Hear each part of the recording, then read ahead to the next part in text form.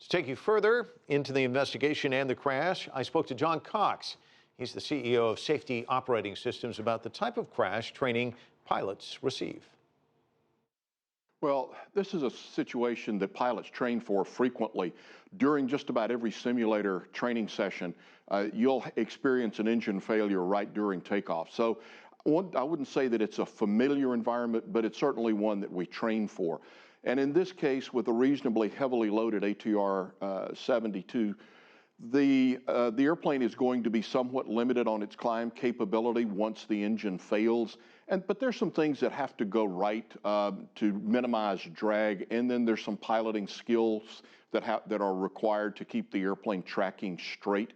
Exactly what happened in this case and why they lost control of the airplane, the flight data recorder and cockpit voice recorder are going to be the keys to answering those questions.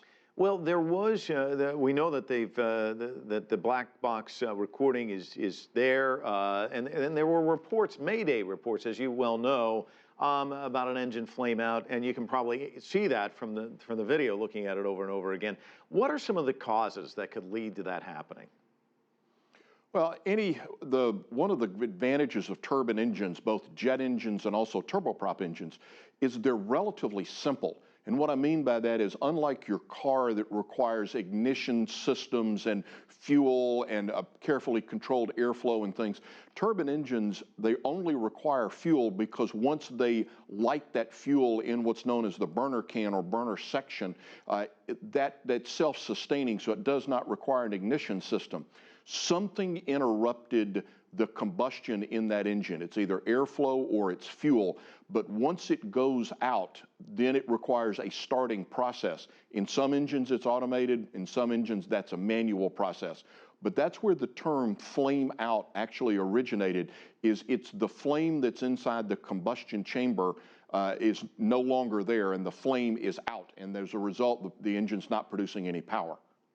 Let's talk a little bit about TransAsia. It's had 2 crashes now in the past 7 months. I know that you've been involved in NTSB investigations in the past. Does that raise any red flags for someone like yourself who's very concerned about safety?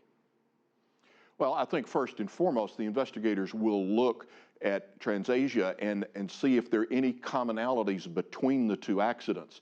If there are, they're going to dig into that with great depth. If there's training issues that may arise or processes, procedures that were unique to TransAsia that is not widely utilized in the industry, anything that stood out or anything that commonly links these 2 tragedies together, the investigators are going to look at quite seriously. That's going to take some time. We should have answers for that in a period of weeks, but it'll well before the final report, which could be a year or so out. John Cox providing some much needed context. Thanks so much for joining us from Tampa.